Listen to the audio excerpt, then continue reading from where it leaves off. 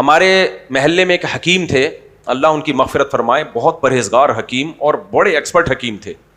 خود بھی 90 یا 99 سال میں جا کے فوت ہوئے ہیں. وہ حکیم تھے نا, ان کو علاج کا, دواؤں کا پتہ تھا, جڑی بوٹیوں کا پتہ تھا. مجھے بہت ساری دوائیں کا ان سے پتہ چلا ہے. سالب مصری, سالب پنجا, یہ حکیموں کی دوائیں ہیں, کبھی کھا لو کسی حکیم سے پوچھ کے. موسلی سفید, یہ بڈھے کو جوان کر دیں. حکیموں کے پاس, کم بختوں کے پاس ایسے ایسے نسخے ہوتے ہیں, چھپ چھپ کے رات کو اکیلے کھا رہے ہوتے ہیں بیٹھ کے. مریضوں کو نہیں بتاتے. تو حکیموں میں فراڈ بہت ہے, ورنہ یہ حکمت کا علم یہ صدیوں پرانا ہے. صدیوں سے انسانوں پہ تجربے ہوتے آ رہے ہیں اس کے.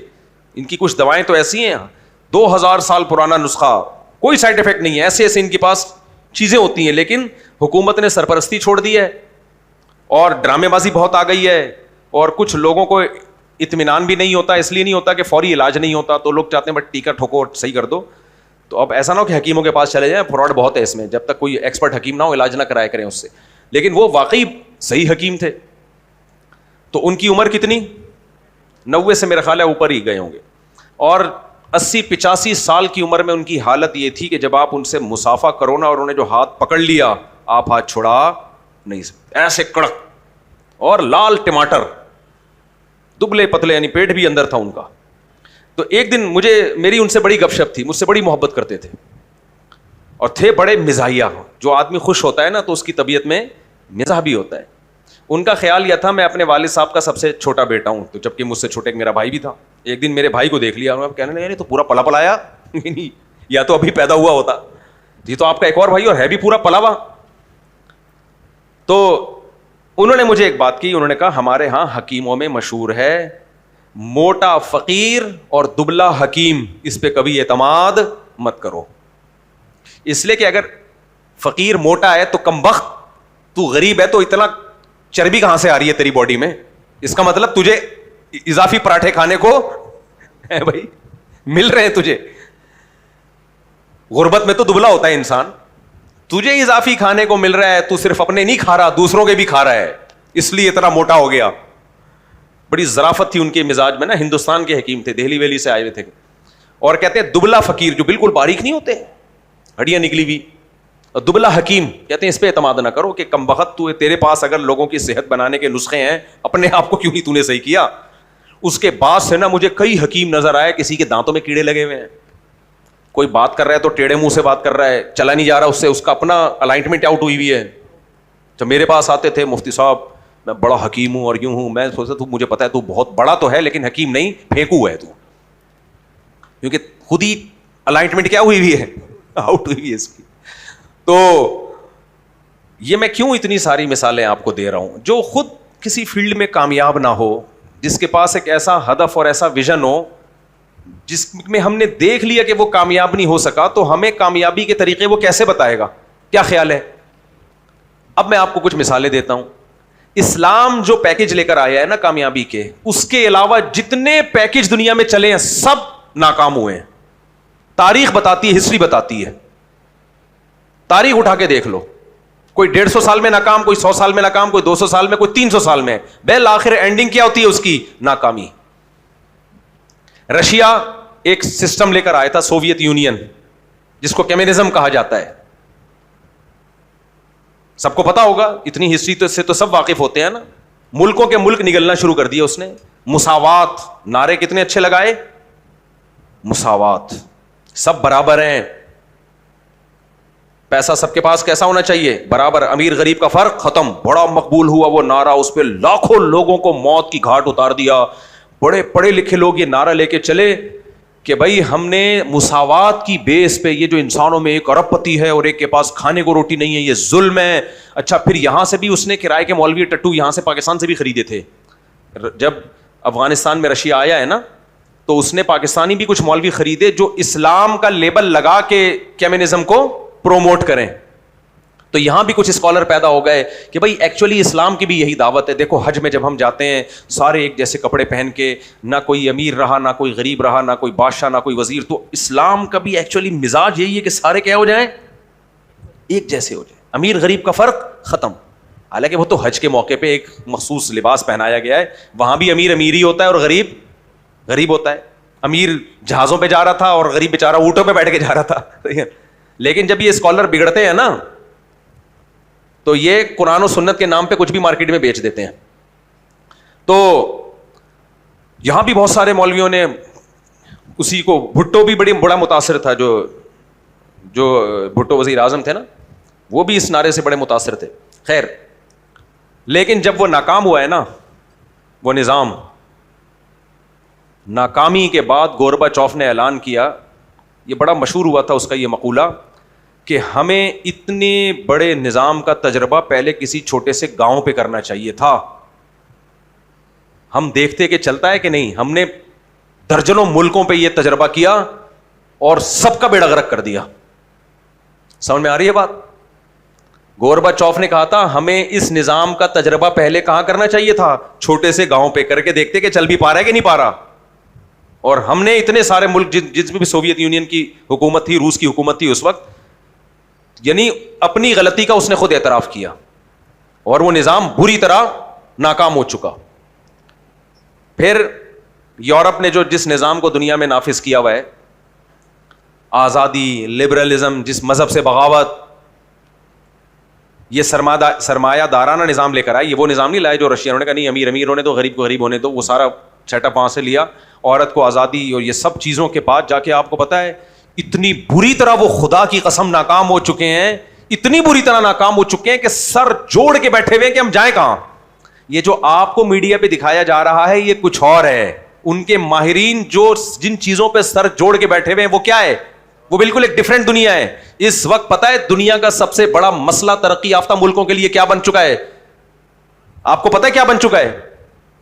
کہتے ہیں کہ پہلی جنگ عظیم, دوسری جنگ عظیم اور کووڈ کرونا سے اتنے لوگ مر کے نسل کو نقصان نہیں ہوا ہے جتنا ہم نے گروتھ ریشو ختم کر کے اپنی قوموں کو فنا کی طرف لے کے چلے گئے ہیں. یہ سب سے بڑا مسئلہ بن چکا ہے. میں بھی انشاءاللہ کوشش کر رہا ہوں اس پہ ایک باقاعدہ پراپر ڈاکومنٹری بنا کے لوگوں کے سامنے ثبوت کے ساتھ لے کر آؤں, ریفرنسز کے ساتھ. انہوں نے کیا کیا, انہوں نے کہا یہ شادی بیاہ اور یہ سب اولاد یہ مذہبی لوگوں کی باتیں ہیں. بھائی آزادی ہے, تمہاری مرضی بچہ پیدا کرنا ہے کرو, نہیں پیدا کرنا ہے کہ نہیں کرو, عورت چڈی پہنے بنیان پہنے کچھ پہنے نہ پہنے, آزادی. یہ ایک سسٹم لے کر آئے نا عیسائیت سے بغاوت کے نتیجے میں. انہوں نے بولا بھائی مذہب کو نکالو سوسائٹی سے, یہ بہت تجربے ہو گئے, مذہبی لوگوں نے بہت الو بنایا. اس طرح کی باتیں کرتے تھے وہ. آپ 400-500 سال پہلے یورپ کی ہسٹری دیکھ لیں, اس میں یہی ہے کہ یار یہ مذہب کو کیا کرو سوسائٹی سے نکالو. ان کے بڑے بڑے مفکرین نے کتابیں لکھی, لوگوں کو ایک مائنڈ بنایا. اس مائنڈ کا رزلٹ کیا نکلا ہے؟ قوم کو ترقی دلانے کے لیے جو سیٹ اپ دیا تھا وہ سیٹ اپ قوم ہی کو نگل گیا. نہیں سمجھ میں آ رہی؟ بہت مشکل ہے. وہ سیٹ اپ نے کیا کیا؟ قوم کو نگل گیا. ہماری جو اگلی نسلیں جرمنی میں, اٹلی میں, فرانس میں جب جائیں گی نا تو جرمن نظر نہیں آئیں گے, پٹھان, پنجابی, مہاجر, بنگالی یہ نظر آئیں گے وہاں پہ ان کو. یہ میں 100% سے بھی مسجد میں بیٹھ کے آپ کو میں رپورٹ پیش کر رہا ہوں. ہو سکتا ہے اگلی نسل میں ہو جائے, 2-4 نسلوں کے بعد جرمنی گیا, ملک ہوگا جرمن, اس کو کہا جائے گا جرمنی, زبان بھی جرمن ہوگی, لوگ میں اور آپ ہوں گے. نہیں آئی میرا خیال ہے بات. قوم کو کھا گیا یہ نظام.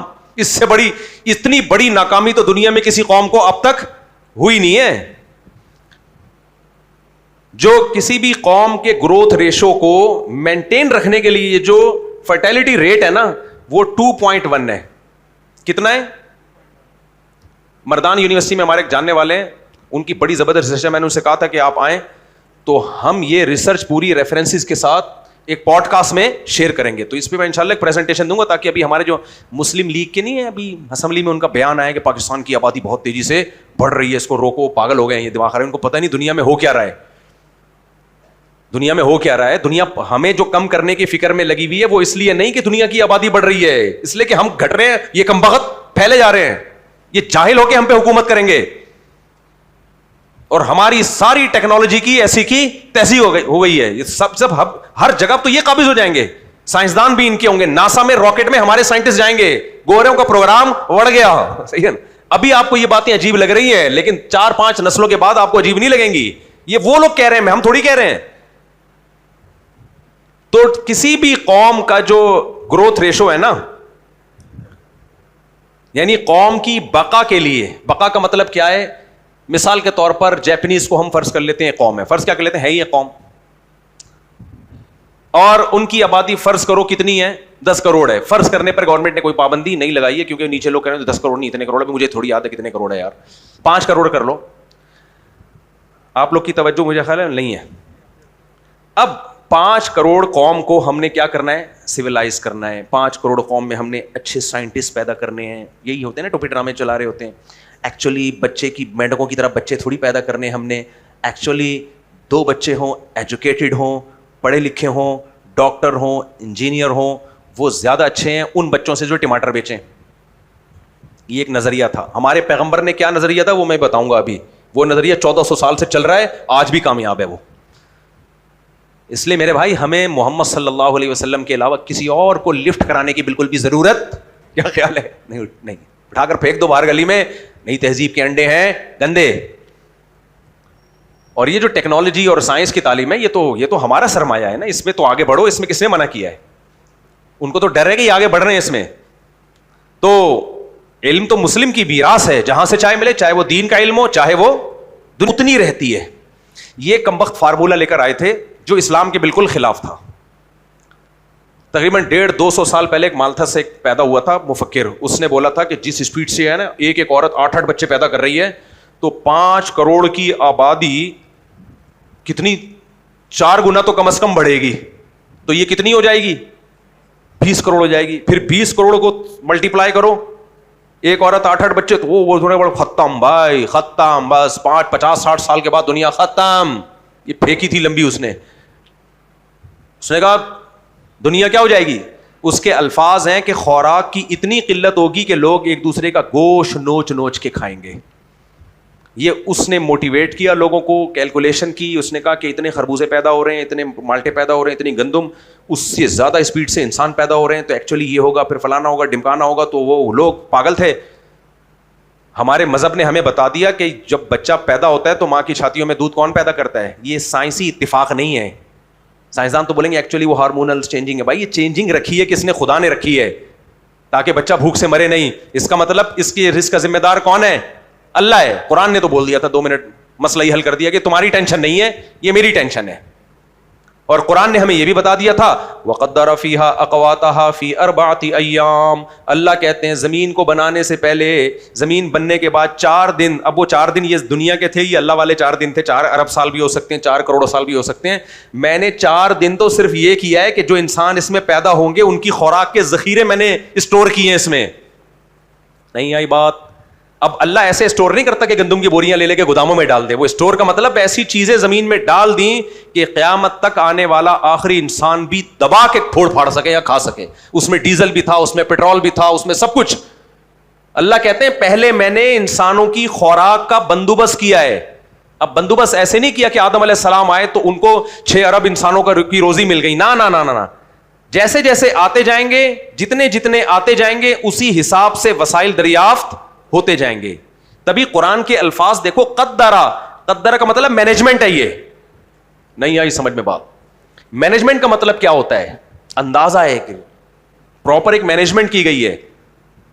دیکھو ایک طریقہ یہ ہوتا ہے کہ ایک مہمان گیا, 100 آدمیوں کا کھانا ہے اور مہمانوں نے آنا ہے, ایک آج آئے گا, ایک کل گاؤں سے آ رہا ہے, ایک پرسوں آ رہا ہے, لیکن کھانا آپ نے 100 آدمیوں کو بنا دیا. تو جب ایک مہمان جائے گا وہ تو ایک کا کھائے گا نا, باقی 99 کا تو سڑ جائے گا نا. کیا خیال ہے؟ تو یہ مینجمنٹ تھوڑی ہے, یہ ہے کہ پکا 100 آدمیوں کا رکھ لیا ہے. مینجمنٹ یہ ہے کہ کھانا اس طرح سے اسٹور کیا جائے کہ جیسے جیسے لوگ آتے جائیں اسی حساب سے بنتا چلا جائے. تو اللہ کہتے ہیں میں نے مینجمنٹ کی ہے. آدم علیہ السلام جب آئے تھے نہ گیس کی ضرورت, نہ پیٹرول کی ضرورت, نہ بھاری بھرکم مشینوں کی ضرورت, نہ بجلی کی ضرورت. ان کو بہت زیادہ ضرورت ہوگی ایک عدد کدال کی. وہ انہوں نے کہیں سے لکڑی لے کے زمین کھود کے ایک درخت لگا لیا ہوگا یا تھوڑی سی کھیتی باڑی کر لی ہوگی. لیکن جیسے جیسے انسان آئیں گے اللہ نے ان کو دماغ بھی دیا, ہاتھ بھی دیے, پاؤں بھی دیے, پہیا ایجاد کیا انہوں نے, اور مشینیں ایجاد ہوتی چلی گئیں. اور اب آپ دیکھو اڑ اڑ کے پوری دنیا میں پہنچ رہے ہیں, بڑے بڑے جہاز بنا لیے, وہاں سے گندم مار رہا ہے, یہاں جا رہا ہے, دے مار 4.5. تو یہ ہے قدر فیہا اقواتہا, یہ مینجمنٹ ہے. نہیں آئی بات سمجھ میں؟ ہمارے لیے اللہ نے مسئلہ حل کر دیا تھا. اللہ نے کہا تم 2.1 اور 2.2 کے چکر میں پڑھنے کی تمہیں ضرورت نہیں ہے. تو خدا جب کوئی بات کہہ دے تو پھر آگے بحث ختم ہو گئی نا. کیا